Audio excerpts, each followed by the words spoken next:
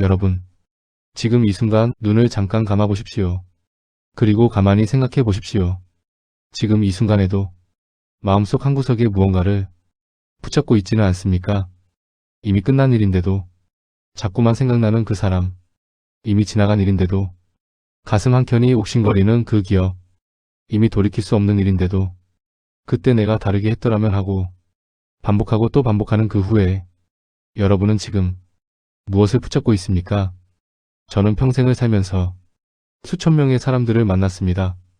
귀한 사람도 만났고 천한 사람도 만났습니다. 배운 사람도 만났고 배우지 못한 사람도 만났습니다. 그런데 참으로 신기한 것은 사람이 나이가 들수록 점점 더 무거워진다는 사실이었습니다. 왜 그럴까요? 더 많이 내려놓아야 할 나이인데 왜 오히려 더 무거워지는 것일까요? 오늘 저는 그 이유를 여러분께 말씀드리려 합니다. 그리고 그 무거움에서 어떻게 벗어날 수 있는지도 함께 말씀드리겠습니다. 끝까지 함께 해주십시오. 오늘 이야기는 여러분의 남은 인생을 바꿀 수도 있습니다. 나는 공자입니다. 나는 기원전 551년 노나라 추읍이라는 작은 마을에서 태어났습니다. 아버지는 내가 3살 때 세상을 떠났습니다. 어머니와 단둘이 가난하게 자랐습니다. 어린 시절에 나는 밥을 굶는 날도 많았습니다. 그러나 나는 배움을 멈추지 않았습니다. 왜냐하면 배움만이 내가 가진 전부였기 때문입니다. 젊은 시절에 나는 세상을 바꾸겠다는 꿈으로 가득 차 있었습니다. 인이가 살아 숨쉬는 세상, 예가 지켜지는 사회, 백성들이 배불리 먹고 편안히 사는 나라, 나는 그것을 이루기 위해 평생을 바쳤습니다. 30살의 뜻을 세웠고 40살에 흔들리지 않는 자를 얻었으며 50살의 하늘의 뜻을 알았습니다. 그러나 여러분, 내가 진정으로 인생이 진실을 깨달은 것은 그보다 훨씬 나이가 든 뒤였습니다. 60살이 넘어서야 나는 비로소 귀가 열렸습니다. 세상의 어떤 소리도 있는 그대로 들을 수 있게 되었습니다. 70살이 되어서야 나는 마음이 하고자 하는 대로 행동해도 법도를 넘지 않게 되었습니다. 왜 그랬겠습니까? 왜 그 오랜 세월이 걸렸겠습니까? 그것은 내가 그 오랜 세월 동안 붙잡고 있었기 때문입니다. 사람을 붙잡으려 했고 세상을 붙잡으려 했고 내 뜻대로 되기를 붙잡으려 했습니다. 그리고 그것들이 내 마음대로 되지 않을 때마다 나는 괴로웠습니다.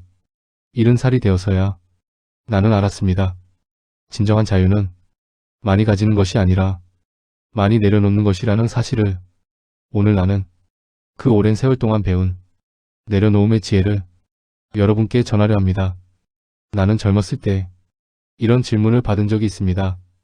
한 제자가 내게 물었습니다. 선생님, 저는 왜 이렇게 화가 많이 납니까? 저는 아무리 노력해도 화를 참을 수가 없습니다. 대체 화는 어디서 오는 것입니까? 나는 잠시 그 제자를 바라보았습니다. 그리고 조용히 물었습니다. 너는 지금 무엇을 원하느냐? 그 제자는 한참을 생각하다가 말했습니다. 저는 사람들이 저를 알아줬으면 합니다. 제가 얼마나 열심히 사는지, 제가 얼마나 옳은지 알아줬으면 합니다. 나는 고개를 끄덕였습니다. 그것이 바로 집착이다. 그 제자는 눈을 크게 떴습니다.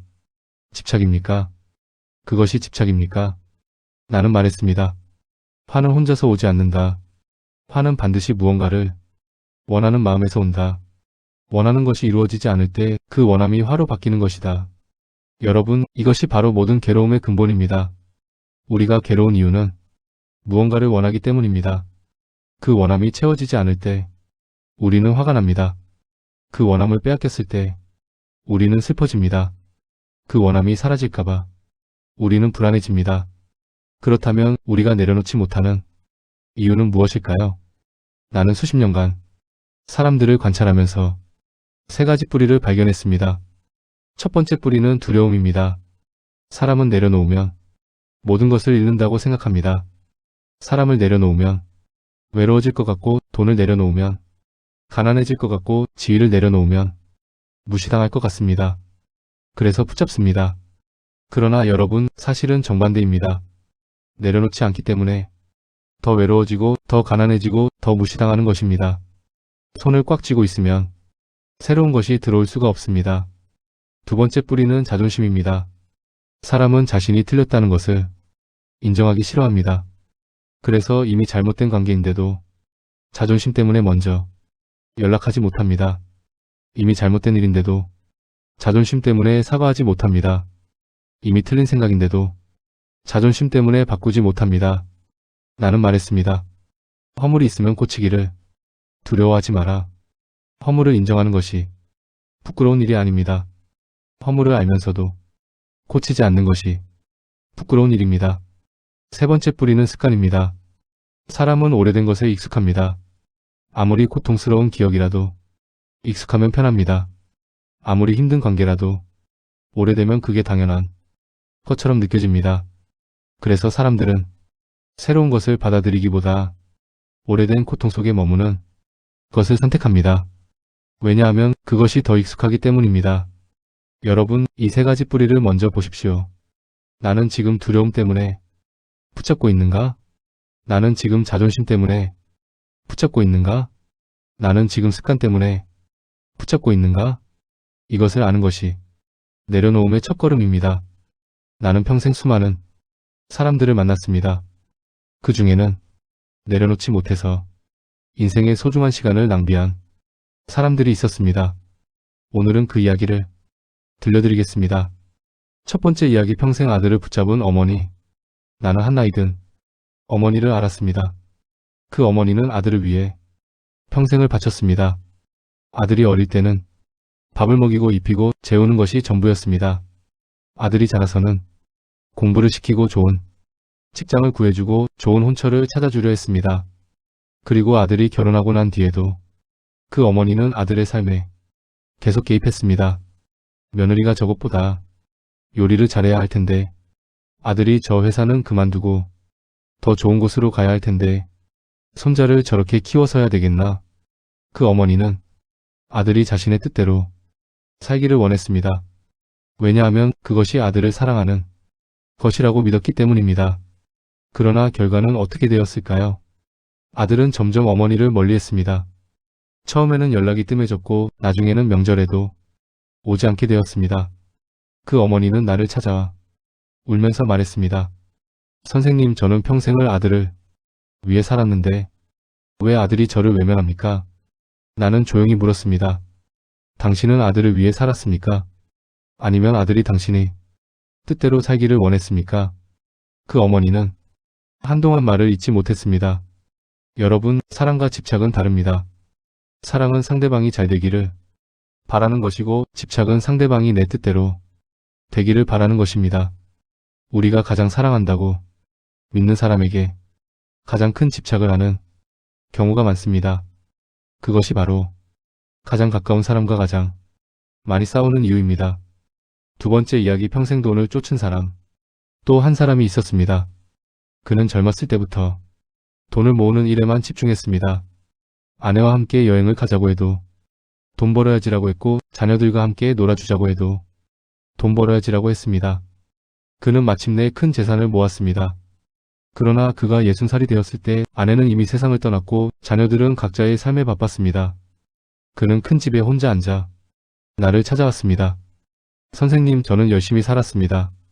그런데 지금 이 순간 제가 이렇게 외로울 줄은 몰랐습니다. 나는 그에게 물었습니다. 당신은 재산을 모으는 동안 무엇을 잃었습니까? 그는 한참을 생각하다가 말했습니다. 아내와의 시간을 잃었습니다. 아이들과의 시간을 잃었습니다. 그리고 젊음을 잃었습니다. 나는 말했습니다. 그것은 잃은 것이 아닙니다. 당신이 직접 버린 것입니다. 여러분, 돈은 도구입니다. 도구는 사람을 위해 존재하는 것이지 사람이 도구를 위해 존재하는 것이 아닙니다. 그런데 많은 사람들이 언제부터인가 주인과 도구의 위치가 바뀌어 돈을 위해 사람을 희생시킵니다. 그리고 그것을 열심히 사는 것이라고 부릅니다. 세 번째 이야기, 과거에 갇힌 사람. 마지막으로 한 사람이 있었습니다. 그는 젊었을 때 사업에 실패했습니다. 모든 재산을 잃었고 믿었던 사람에게 배신을 당했습니다. 그 이후 그는 10년이 지나도 20년이 지나도 그 이야기를 했습니다. 그 사람이 나를 배신하지 않았더라면, 그때 그 사업만 잘 됐더라면, 그것만 없었더라면 나는 지금쯤. 그는 지금의 삶을 살지 않았습니다. 그는 20년 전의 과거 속에서 살고 있었습니다. 나는 그에게 물었습니다. 당신이 그토록 원망하는 그 사람은 지금 어떻게 살고 있습니까? 그는 대답했습니다. 잘 살고 있더라고요. 아무 일도 없었다는 듯이. 나는 말했습니다. 그렇습니다. 그 사람은 이미 그 일을 잊었습니다. 그런데 당신만 20년째 그 사람을 붙잡고 있습니다. 당신은 그 사람을 벌주는 것이 아닙니다. 당신 자신을 벌주고 있는 것입니다. 여러분, 이것이 바로 과거에 갇힌 사람의 비극입니다. 원망은 내가 가지고 있는 것이지 상대방이 가지고 있는 것이 아닙니다. 내가 원망을 붙잡고 있는 동안 상대방은 아무런 고통도 받지 않습니다. 오직 나만 고통받습니다. 나는 오랜 세월 동안 사람들을 관찰했습니다. 그리고 사람들이 가장 내려놓지 못하는 것이 크게 세 가지라는 것을 알게 되었습니다. 첫째는 사람입니다. 둘째는 돈과 욕심입니다. 셋째는 과거의 기억입니다. 이 세 가지를 하나씩 이야기해드리겠습니다. 첫 번째, 사람을 내려놓지 못하는 이유. 사람은 관계 속에서 살아갑니다. 사람은 혼자서는 살 수 없는 존재입니다. 그래서 인연을 중요히 여깁니다. 특히 나이가 들수록 인연 하나하나가 더 소중하게 느껴집니다. 왜냐하면 새로운 인연을 만들기가 점점 어려워지기 때문입니다. 그래서 한번 맺은 인연을 더 붙잡으려 합니다. 자녀에게 집착하고 오랜 친구에게 집착하고 먼저 떠난 배우자에게도 오랫동안 집착합니다. 그러나 여러분, 한 가지 진실을 말씀드리겠습니다. 모든 인연은 언젠가 끝납니다. 이것은 슬픈 사실이 아닙니다. 이것은 자연스러운 사실입니다. 봄에 피는 꽃이 가을에 지는 것처럼 만남이 있으면 헤어짐이 있습니다. 내가 제자들에게 항상 말했습니다. 관계는 물과 같아야 한다. 물은 흐른다. 고여있으면 썩는다. 관계도 마찬가지입니다. 자연스럽게 흘러야 합니다. 어느 날 내 제자 중 하나가 나에게 물었습니다. 선생님, 절친한 친구가 갑자기 연락을 끊었습니다. 저는 그 친구가 너무 그립습니다. 어떻게 하면 됩니까? 나는 그에게 물었습니다. 그 친구가 지금 행복합니까? 제자는 잠시 생각하다가 말했습니다. 그런 것 같습니다. 새로운 곳에서 잘 지내는 것 같습니다. 나는 말했습니다. 그렇다면 그것으로 충분하다. 진정한 인연은 곁에 있는 것이 아니라 서로의 행복을 빌어주는 것이다. 제자는 조용히 고개를 끄덕였습니다. 여러분, 사람을 붙잡는 것은 사랑이 아닙니다. 사람이 떠날 때 잘 가라, 잘 살아라라고 말할 수 있는 것, 그것이 진정한 사랑입니다. 자식을 키우는 것도 마찬가지입니다. 자식은 부모의 소유물이 아닙니다. 자식은 부모를 통해 세상에 온 것이지 부모를 위해 온 것이 아닙니다. 자식을 잘 키운다는 것은 자식이 스스로의 삶을 살 수 있도록 잘 내려놓는 것입니다. 두 번째, 돈과 욕심을 내려놓지 못하는 이유. 나는 일찍부터 말했습니다.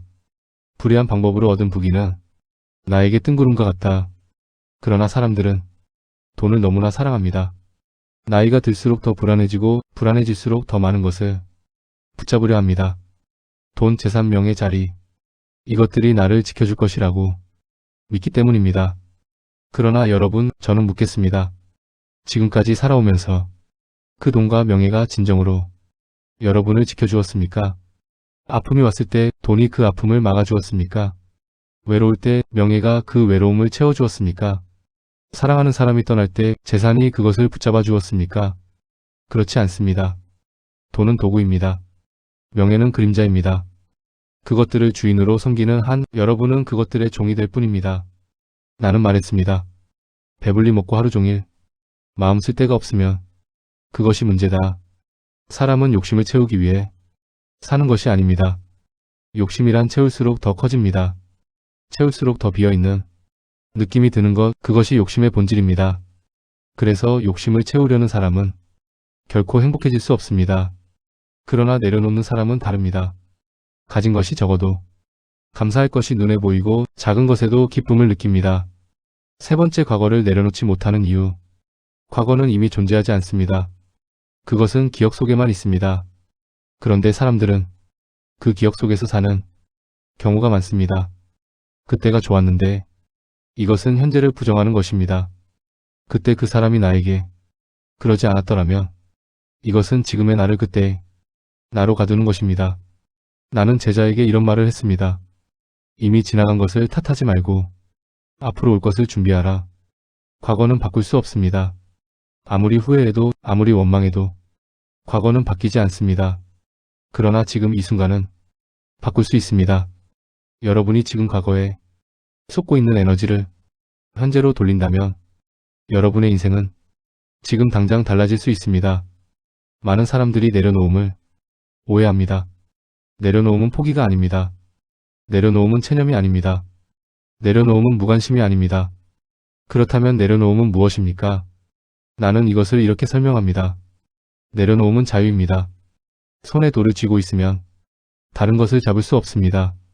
그 돌이 아무리 소중한 것이라도 손을 쥐고 있는 한 새로운 것이 들어올 수 없습니다. 내려놓는다는 것은 빈손이 되는 것입니다. 그러나 빈손은 약한 것이 아닙니다. 빈손은 무엇이든 받아들일 수 있는 가장 강한 상태입니다. 내려놓음은 흐름입니다. 물은 막으면 고이고 고이면 썩습니다. 그러나 흐르면 맑아집니다. 삶도 마찬가지입니다. 붙잡으면 고이고 고이면 괴로워집니다. 그러나 흘러가게 두면 삶은 자연스럽게 앞으로 나아갑니다. 나는 항상 말했습니다. 군자는 물과 같다. 물은 낮은 곳으로 흐릅니다.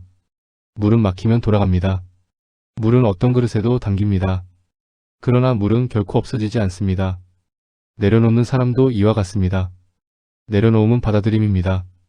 내려놓는다는 것은 이것도 내 인생이다라고 받아들이는 것입니다. 좋은 일만 내 인생이 아닙니다. 나쁜 일도 내 인생입니다.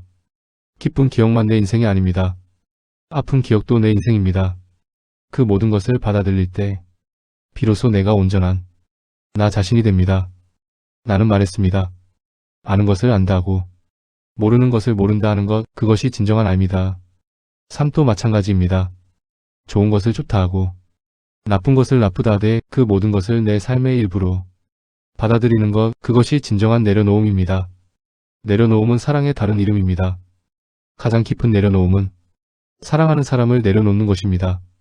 부모가 자식을 내려놓는 것, 배우자가 먼저 떠난 사람을 보내주는 것, 친구가 떠나는 친구에게 잘 가라고 말하는 것, 이것은 사랑이 없는 것이 아닙니다. 사랑이 너무 깊어서 그 사람의 자유를 허락하는 것입니다. 그것이 가장 숭고한 사랑입니다. 나는 여러분께 한 가지 고백을 하겠습니다. 나는 젊었을 때 매우 욕심이 많은 사람이었습니다. 세상을 바꾸고 싶었고 왕들을 설득하고 싶었고 내 뜻을 세상에 펼치고 싶었습니다. 나는 수십 년 동안 여러 나라를 떠돌았습니다. 노나라, 위나라, 진나라, 채나라, 어느 나라에서도 나를 제대로 써주는 왕이 없었습니다. 어떤 왕은 내 말을 듣는 척하다가 돌아서면 잊어버렸고 어떤 왕은 나를 환대했다가 갑자기 냉대했습니다. 나는 그 오랜 세월 동안 세상이 나를 알아주지 않는 것에 깊은 상처를 받았습니다. 왜 세상은 나를 쓰지 않는가? 왜 사람들은 옳은 것을 따르지 않는가? 왜 세상은 이렇게 불의로 가득한가? 나는 이 질문들을 붙잡고 수십 년을 살았습니다. 그러다가 어느 날 나는 홀로 산에 올랐습니다. 먼 곳을 바라보며 오랫동안 앉아 있었습니다. 그리고 그 순간 무언가가 내 안에서 스르르 내려앉는 것을 느꼈습니다. 나는 깨달았습니다. 세상이 나를 알아주지 않아도 나는 여전히 나다. 내 뜻이 세상에서 이루어지지 않아도 그 뜻 자체는 사라지지 않는다. 사람들이 나를 따르든 따르지 않든 내가 옳다고 믿는 것을 행하면 된다. 그 순간 나는 모든 것을 내려놓았습니다. 세상이 알아주기를 바라는 마음을 내려놓았습니다. 내 뜻대로 세상이 되기를 바라는 마음을 내려놓았습니다. 인정받고 싶은 마음을 내려놓았습니다. 그 순간 이후 나는 처음으로 자유로워졌습니다. 그리고 역설적으로 그 이후에야 나는 진정한 스승이 되었습니다. 왜냐하면 내가 내려놓은 뒤에야 제자들이 진정으로 나를 따르기 시작했기 때문입니다. 여러분, 이것이 내려놓음의 역설입니다. 붙잡으려 할수록 멀어지고 내려놓으면 오히려 가까워집니다. 여러분은 인생의 많은 것을 살아오셨습니다. 이미 젊음도 겪어보셨고 중년도 겪어보셨습니다. 이제 인생의 황홀에 서 계십니다. 그런데 이 시기에 새로운 집착 3가지가 찾아옵니다. 첫 번째는 자식에 대한 집착입니다. 나이가 들수록 자식에게 더 기대게 됩니다. 자식만 보고 사는 거지. 자식이 잘 되면 내가 다 잘 된 거지. 이런 생각은 자식에 대한 사랑이지만 동시에 자식에 대한 집착이기도 합니다. 자식은 이제 어른입니다. 자식도 자신의 삶이 있고 자신의 고민이 있고 자신의 방식이 있습니다. 왜 연락을 안 하냐? 왜 자주 오지 않냐? 왜 내 말을 듣지 않냐? 이 말들은 사랑에서 나온 것이지만 자식에게는 부담으로 들립니다. 나는 말했습니다. 자식을 사랑하되 그 사랑이 그물이 되지 않게 하라. 그물 안에 갇힌 물고기는 살 수 없습니다. 두 번째는 건강에 대한 집착입니다. 나이가 들면 몸이 예전 같지 않습니다.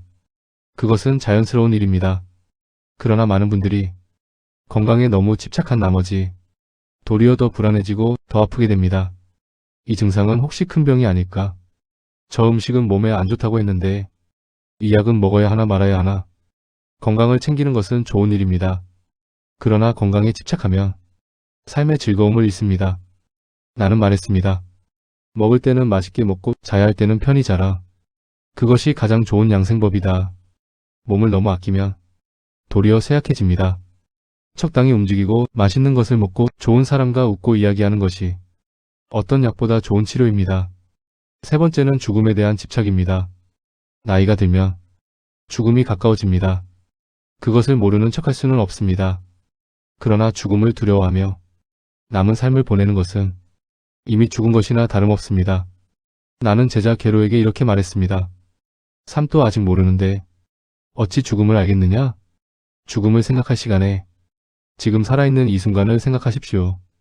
지금 이 숨이 얼마나 소중한지, 지금 이 햇살이 얼마나 따뜻한지, 지금 이 사람이 얼마나 감사한지를 이제 구체적인 방법을 말씀드리겠습니다.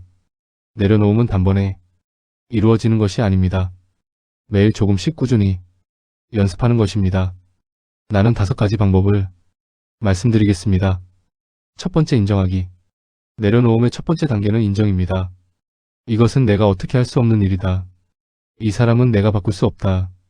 이 과거는 내가 되돌릴 수 없다. 이 말을 스스로에게 하십시오. 처음에는 아프게 들릴 것입니다. 그러나 반복할수록 그 말이 해방의 말이라는 것을 알게 됩니다. 나는 말했습니다. 알면서 모른 척하지 말고 모르면 알려고 해라. 그것이 지혜의 시작이다. 내가 어떻게 할 수 없는 것을 어떻게 하려고 하는 것, 그것이 가장 어리석은 일입니다. 두 번째, 말로 표현하기. 마음속에 담아두지 마십시오. 담아두면 곪습니다. 곪으면 더 아픕니다. 아픈 것은 말로 꺼내십시오. 믿을 수 있는 사람에게 혹은 하늘을 향해 혹은 홀로 조용히 앉아서라도 나는 이것이 아팠다. 나는 이것이 슬펐다. 나는 이것을 놓지 못하고 있었다. 이렇게 말하십시오. 말로 꺼내는 순간 그것은 조금씩 작아지기 시작합니다. 세 번째, 감사 찾기. 내려놓은 자리에는 반드시 감사가 들어옵니다. 집착을 놓으면 눈에 보이지 않던 것들이 보입니다. 지금 이 순간 숨을 쉴 수 있다는 것, 지금 이 순간 눈으로 세상을 볼 수 있다는 것, 지금 이 순간 누군가가 내 곁에 있다는 것, 이것들이 얼마나 큰 행복인지를 집착을 놓은 뒤에야 보입니다. 나는 말했습니다. 아는 것은 좋아하는 것만 못하고 좋아하는 것은 즐기는 것만 못하다. 삶을 즐기십시오. 그러기 위해서는 먼저 내려놓아야 합니다. 네 번째, 지금 이 순간에 집중하기. 과거는 이미 지나갔습니다. 미래는 아직 오지 않았습니다. 지금 이 순간만이 진짜입니다. 그런데 많은 사람들이 지금 이 순간을 살지 않고 과거 속에서 살거나 미래를 걱정하며 삽니다. 나는 매일 이런 연습을 했습니다. 아침에 일어나면 지금 이 순간 어떤 것이 나를 행복하게 하는지 하나씩 생각했습니다. 새소리, 따뜻한 차 한 잔, 햇살이 방 안으로 들어오는 것, 오래된 책의 냄새. 이런 작은 것들이 삶을 행복하게 만든다는 것을 나는 늦게서야 알았습니다. 5번째, 반복하기. 내려놓음은 한 번으로 끝나지 않습니다. 인간은 나약하기 때문에 내려놓았다가도 다시 붙잡으려 합니다. 그것이 인간입니다. 그래서 실망하지 마십시오. 다시 붙잡으려는 자신을 발견하면 다시 내려놓으면 됩니다. 그것을 매일 반복하는 것이 수행입니다. 나는 말했습니다. 날마다 나 자신을 3가지로 돌아본다. 매일 밤 잠들기 전에 오늘 내가 무엇을 붙잡았는지 돌아보십시오. 그리고 천천히 내려놓으십시오. 그것이 내일을 더 가볍게 시작하는 방법입니다. 나는 늦게서야 깨달았습니다. 내려놓은 삶이 얼마나 아름다운지를 내려놓으면 표정이 바뀝니다. 집착하는 사람의 표정을 보십시오. 항상 긴장되어 있고 항상 뭔가를 계산하는 눈빛이며 항상 불안한 기색이 있습니다.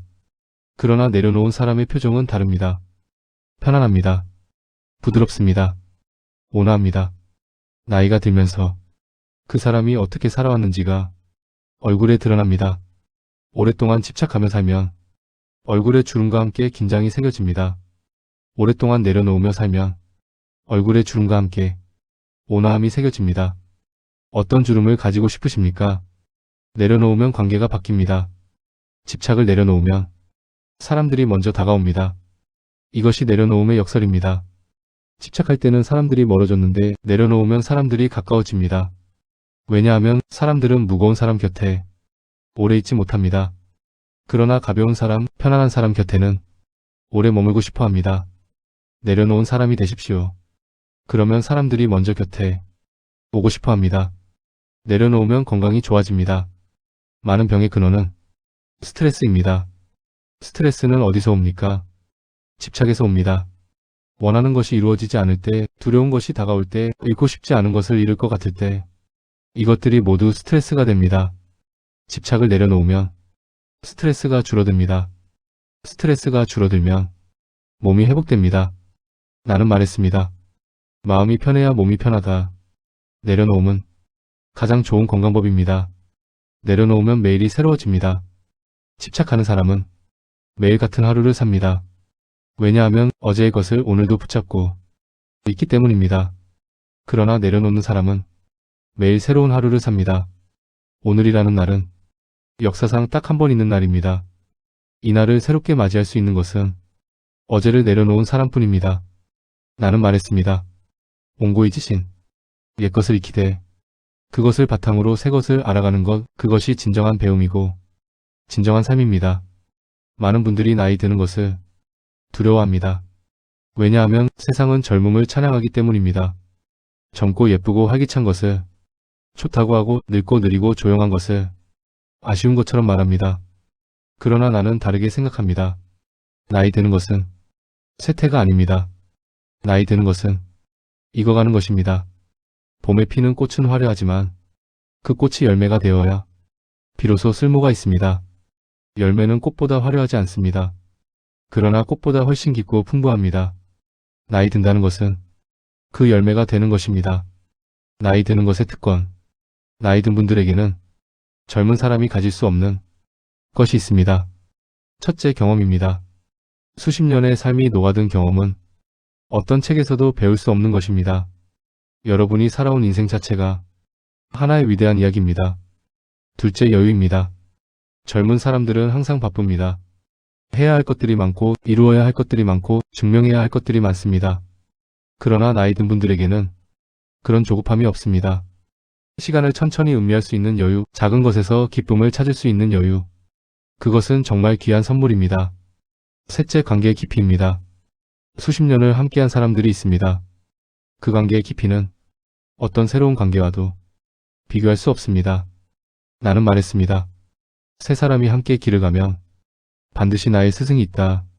여러분 곁에 오래된 사람들이 있다면 그들 한 명 한 명이 여러분의 스승입니다. 나이 든 분들에게 드리는 당부. 여러분, 지금까지 살아오느라 수고 많으셨습니다. 정말 많이 힘드셨을 것입니다. 많이 참으셨을 것이고, 많이 포기하셨을 것이고, 많이 우셨을 것입니다. 그런데 그 모든 것을 통과하고 지금 여기 계십니다. 그것 자체가 얼마나 대단한 일입니까? 이제 남은 인생은 그 무거운 짐들을 하나씩 내려놓으시면서 가볍고 편안하게 사십시오. 자식에 대한 걱정도 조금 내려놓으시고, 과거에 대한 후회도 조금 내려놓으시고, 사람들에 대한 기대도 조금 내려놓으십시오. 그 대신에 지금 이 순간에 있는 아름다운 것들을 하나씩 바라보십시오. 여러분, 혹시 지금 이 이야기를 들으시면서 마음속에 누군가의 얼굴이 떠오르셨습니까? 아직도 용서하지 못한 사람이 있으십니까? 아직도 원망스러운 사람이 있으십니까? 아직도 그 사람만 없었더라면 하고 가슴에 담고 계신 분이 계십니까? 저는 그 마음을 압니다. 정말로 억울한 일이 있었을 것입니다. 정말로 배신을 당하셨을 수도 있습니다. 정말로 이해할 수 없는 일을 겪으셨을 수도 있습니다. 그 마음을 가볍게 여기지 않습니다. 그러나 저는 여러분께 솔직히 말씀드려야 합니다. 그 원망, 그 억울함, 그 용서하지 못하는 마음은 지금 이 순간에도 여러분의 몸과 마음을 갉아먹고 있습니다. 그 사람은 이미 자신의 삶을 살고 있습니다. 그런데 여러분만 그 사람을 마음속에 붙들고 있습니다. 이것은 공평하지 않습니다. 왜 여러분이 그 사람 때문에 지금도 고통받아야 합니까? 이제 놓아주십시오. 그 사람을 위해서가 아닙니다. 여러분 자신을 위해서입니다. 용서는 상대방에게 주는 선물이 아닙니다. 용서는 나 자신에게 주는 선물입니다. 이제 나는 그것에 더 이상 에너지를 쓰지 않겠다. 이 결심이 용서입니다. 그리고 그 순간부터 여러분의 에너지는 더 가치 있는 곳으로 흐르기 시작합니다. 여러분께 관계에 대해 조금 더 이야기하겠습니다. 우리 인생에서 가장 많은 고통과 가장 많은 기쁨은 모두 사람에게서 옵니다. 사람이 주는 기쁨을 누리면서 사람이 주는 고통으로부터 자유로울 수 있다면 그것이 이상적입니다. 그 방법이 바로 사랑하되 집착하지 않는 것입니다. 자식과의 관계에서 자식을 사랑하는 것은 당연한 일입니다. 그러나 자식이 내 뜻대로 살기를 바라는 것은 집착입니다. 자식은 나를 통해 태어났지만 나의 복사본이 아닙니다. 자식은 완전히 다른 인생을 살아가는 독립된 존재입니다. 자식의 선택을 존중하십시오. 설령 그 선택이 내 눈에 옳지 않게 보일지라도 결국 그것은 자식이 경험해야 할 것입니다. 내가 모든 것을 막아주면 자식은 아무것도 배우지 못합니다. 나무를 키울 때 바람을 막아주면 그 나무는 약하게 자랍니다. 바람을 맞아야 뿌리가 깊어집니다. 자식도 마찬가지입니다. 배우자와의 관계에서 오랫동안 함께 산 부부는 서로에 대한 기대가 쌓여 있습니다. 왜 저것을 못 알아줄까? 결혼한 지 이렇게 됐는데 왜 아직도 내가 이렇게 말하면 당연히 알아야 하는데 이런 기대들이 실망으로 바뀌고 실망이 원망으로 바뀝니다. 나는 말합니다. 배우자에게 기대를 조금 내려놓으십시오. 그 사람은 그 사람입니다. 여러분이 원하는 사람이 아니라 그 사람 자신인 것입니다. 그것을 받아들이는 순간 놀랍게도 그 사람이 더 소중하게 보이기 시작합니다. 먼저 떠난 사람을 보내드리기, 일찍 세상을 떠난 배우자를, 먼저 간 자녀를, 그리운 부모님을 마음에 붙들고 계신 분들이 있습니다. 그 그리움은 사랑입니다. 그러나 그 사랑이 지금 여러분의 발을 붙잡고 있다면 이제는 보내드릴 때가 되었습니다. 잘 가세요. 편안히 계세요. 저는 여기서 잘 살겠습니다. 이 말을 마음속으로 한번 해보십시오. 눈물이 나오면 실컷 우십시오. 그리고 나서 다시 지금 이 순간으로 돌아오십시오. 그것이 사랑하는 사람을 진정으로 보내드리는 방법입니다. 나는 매일 아침 이런 말로 하루를 시작했습니다. 오늘 하루 나는 나에게 솔직하겠다. 나는 사람들에게 따뜻하겠다. 나는 할 수 있는 것을 하고 할 수 없는 것은 내려놓겠다. 이것이 내 하루의 시작이었습니다. 낮에는 제자들을 가르쳤습니다. 가르치면서 내가 가장 경계한 것은 제자들이 나처럼 생각하기를 강요하는 것이었습니다. 나는 말했습니다. 배우기만 하고 생각하지 않으면 어둡고 생각만 하고 배우지 않으면 위태롭다. 나는 제자들에게 정답을 주려 하지 않았습니다. 스스로 생각하게 했습니다. 그것이 진정한 가르침이고 또한 진정한 내려놓음이었습니다. 내 생각이 맞다는 집착을 내려놓고 제자 각자의 방식으로 깨닫게 한 것입니다. 저녁에는 하루를 돌아보았습니다. 나는 3가지를 물었습니다. 오늘 나는 누군가를 위해 일하면서 진심을 다했는가? 오늘 나는 친구와 교제함에 있어 신의를 지켰는가? 오늘 나는 스승에게 배운 것을 제대로 익혔는가? 이 3가지 질문을 통해 나는 오늘의 집착을 발견하고 그것을 내려놓을 수 있었습니다. 여러분도 오늘 밤 잠들기 전에 이 3가지를 물어보십시오. 오늘 나는 진심을 다했는가? 오늘 나는 신의를 지켰는가? 오늘 나는 배운 것을 삶에 적용했는가? 그리고 부족한 것이 있다면 내일은 조금 더 잘하겠다고 하십시오. 자신을 너무 채찍질하지 마십시오. 내일은 조금 더. 그것으로 충분합니다. 나는 오래 살았습니다. 기쁜 일도 많았지만 슬픈 일도 많았습니다. 사랑하는 제자들이 먼저 세상을 떠나는 것을 보았고 평생의 꿈이 이루어지지 않는 것도 보았습니다. 그러나 내 인생의 마지막에 나는 이렇게 말할 수 있었습니다. 나는 후회 없이 살았다. 왜냐하면 나는 내가 할 수 있는 것을 다 했고 할 수 없는 것은 내려놓았기 때문입니다. 여러분, 노년의 행복은 가진 것이 많은 데서 오지 않습니다. 노년의 행복은 내려놓을 수 있는 데서 옵니다. 돈이 있어도 집착이 있으면 불행합니다. 돈이 적어도 내려놓을 수 있으면 행복합니다.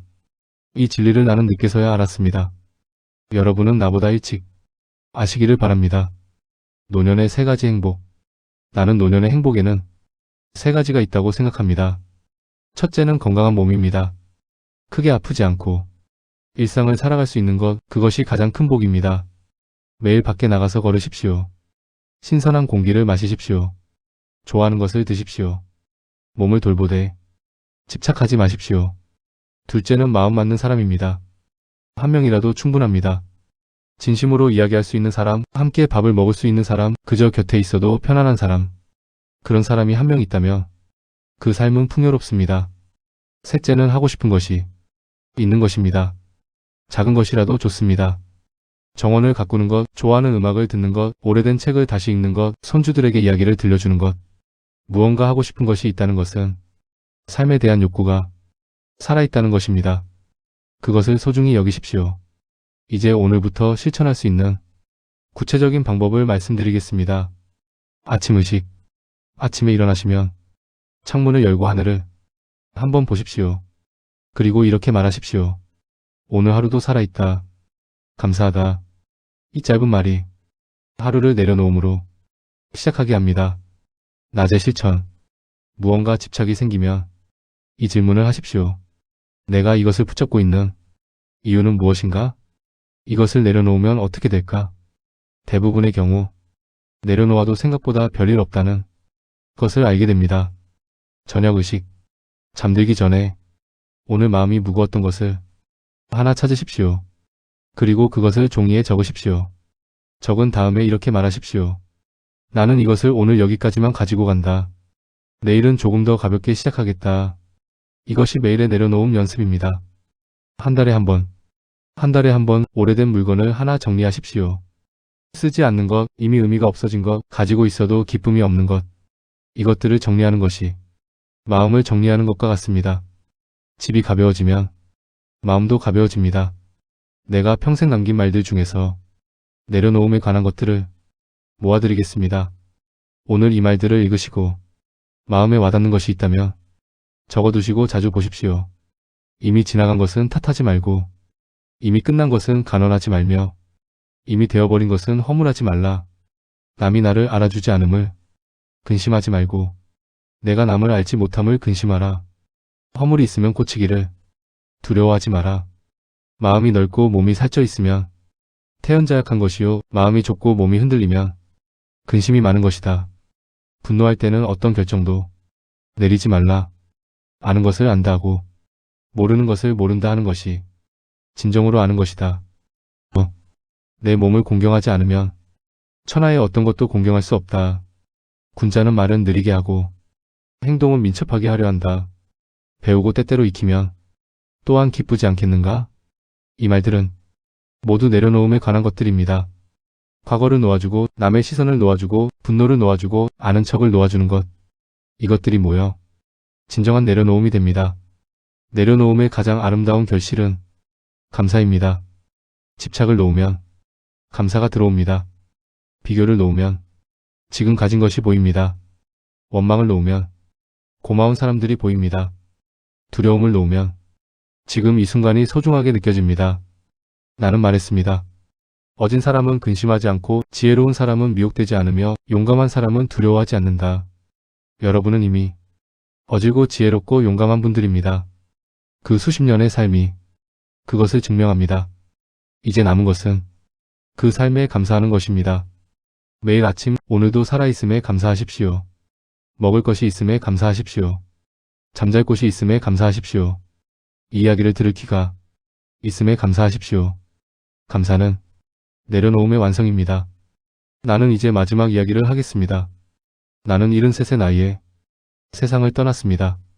임종 직전 나는 제자 자공의 손을 잡고 이런 말을 했습니다. 자공아, 나는 평생 많은 것을 원했다. 세상을 바꾸고 싶었고 왕들을 설득하고 싶었고 후세의 이름을 남기고 싶었다. 그러나 마지막에 와서 보니 그 모든 것들은 내가 내려놓아야 할 것들이었다. 그리고 내가 진정으로 붙잡아야 했던 것은 지금 이 순간, 지금 이 사람, 지금 이 따뜻함이었다. 자공은 눈물을 흘리며 물었습니다. 선생님, 그렇다면 무엇이 가장 중요합니까? 나는 천천히 대답했습니다. 인이다. 어짐이다. 사람을 사랑하는 것, 그것이 전부다. 그것 하나를 위해 나머지를 모두 내려놓아도 아깝지 않다. 여러분, 이것이 내가 73년의 산 끝에 깨달은 것입니다. 사람이 가장 마지막에 붙드는 것은 사람입니다. 지위도 돈도 명예도 아닙니다. 따뜻한 손 하나, 고맙다는 말 한마디, 함께한 오래된 기억. 그것들이 마지막에 남는 것입니다. 그것을 위해 살아가십시오. 나는 이제 여러분께 마지막으로 이 말을 남깁니다. 인생은 생각보다 짧습니다. 그러나 인생은 생각보다 아름답습니다. 다만 그 아름다움은 집착의 눈으로는 보이지 않습니다. 내려놓는 눈으로만 보입니다. 무거운 짐을 지고 걸으면 발 아래 꽃도 보이지 않습니다. 그러나 짐을 내려놓으면 발 아래 꽃이 보이고 하늘도 보이고 곁에 사람도 보입니다. 여러분, 이제 내려놓으십시오. 오늘 이 자리에서 한 가지만 내려놓으셔도 충분합니다. 그 한 가지가 내일의 한 가지를 가능하게 합니다. 그렇게 하루하루 조금씩 가벼워지다 보면 어느 날 여러분은 이렇게 말하게 될 것입니다. 아, 이제야 살 것 같다. 그 순간이 여러분의 진정한 행복의 시작입니다. 그리고 그때 여러분의 얼굴에 피어나는 그 미소가 이 세상에서 가장 아름다운 것입니다. 살아주셔서 감사합니다. 함께 해주셔서 감사합니다. 이 이야기가 여러분의 마음에 작은 씨앗 하나를 심었으면 합니다. 당장 모든 것을 내려놓지 않아도 됩니다. 오늘 딱 하나만 내려놓으십시오. 그것이 전부입니다. 그리고 내일 또 하나, 모레 또 하나. 그렇게 하다 보면 어느 날 여러분은 훨씬 가볍고 환한 사람이 되어 있을 것입니다. 오늘 이야기가 도움이 되셨다면 구독과 좋아요 부탁드립니다. 그리고 댓글에 오늘 내가 내려놓고 싶은 것을 딱 한 가지만 적어주십시오. 그 한 줄이 여러분의 내려놓음을 시작하게 합니다. 글로 쓰는 순간 그것은 이미 조금 가벼워집니다. 이 영상이 당신의 하루를 조금 더 가볍게 만들어 드리길 바랍니다. 내려놓으려 할 때마다 마음속에서 이런 목소리들이 들립니다. 이건 정말 억울한 일이야. 그냥 잊어버리면 지는 거 아니야? 내가 이것을 내려놓으면 상대방이 더 우쭐해지는 거 아니야? 아직 용서할 준비가 안 됐어. 지금은 아직 너무 이르다고. 이 목소리들은 모두 진짜입니다. 그 감정들은 모두 타당합니다. 나는 그것을 가볍게 여기지 않습니다.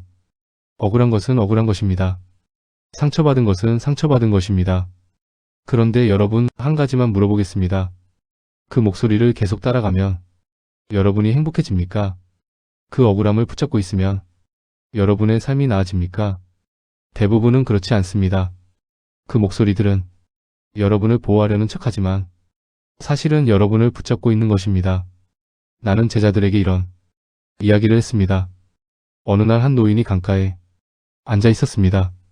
그는 젊었을 때 강에서 익사할 뻔한 적이 있었습니다. 그 이후 수십 년 동안 그는 강을 볼 때마다 두려움을 느꼈습니다. 그런데 그는 강가 마을에 살았기 때문에 매일 그 두려움과 함께 살아야 했습니다. 어느 날 그는 강에 앉아 물을 바라보다가 이런 생각이 들었습니다. 나는 지금도 죽지 않았다. 그때도 살아남았고 지금도 살아있다. 강은 나를 죽이지 않았다. 내가 그 기억을 붙잡고 있었을 뿐이다. 그 순간부터 그는 강을 두려워하지 않게 되었습니다. 여러분도 마찬가지입니다. 여러분이 붙잡고 있는 것이 정말로 여러분을 위협하고 있는지 아니면 여러분이 스스로 그것을 위협이라고 믿고 있는 것인지 한번 생각해 보십시오. 많은 분들이 용서에 대해 오해합니다. 용서는 갑자기 이루어지는 것이 아닙니다. 이제부터 용서하겠습니다 라고 결심한다고 다음 날부터 모든 감정이 사라지는 것이 아닙니다. 용서는 과정입니다. 첫째 날에는 나는 이 사람이 아직도 밉다. 그러나 이 미움이 나를 갉아먹는다는 것을 안다. 이것을 아는 것만으로도 충분합니다. 둘째 날에는 나는 이 사람을 아직 완전히 용서하지 못했다. 그러나 어제보다는 조금 내려놓았다. 이것만으로도 충분합니다. 한 달이 지나면 그 사람에 대한 생각이 조금 줄어들 것입니다. 석 달이 지나면 그 이름을 들어도 예전만큼 반응하지 않게 됩니다. 1년이 지나면 어느 날 문득 그 사람이 생각났을 때, 아, 그런 사람도 있었지라고 느끼게 됩니다. 그것이 용서의 완성입니다. 억지로 빨리 하려 하지 마십시오. 용서도 씨앗을 심고, 물을 주고, 기다리는 것처럼 시간이 필요합니다. 나는 말했습니다. 급하게 이루려 하면 도달하지 못한다. 용서도 마찬가지입니다. 매일 조금씩 천천히 그러나 꾸준히 그렇게 하십시오. 나는 평생 혼자 있는 시간을 소중히 여겼습니다. 사람들과 함께하는 시간도 중요하지만 혼자 조용히 앉아있는 시간이 내 내면을 가장 깊이 들여다볼 수 있는 때였습니다. 여러분도 하루에 단 10분이라도 혼자 조용히 앉아있는 시간을 가지십시오. 아무것도 하지 않아도 됩니다. 그냥 앉아있으면 됩니다.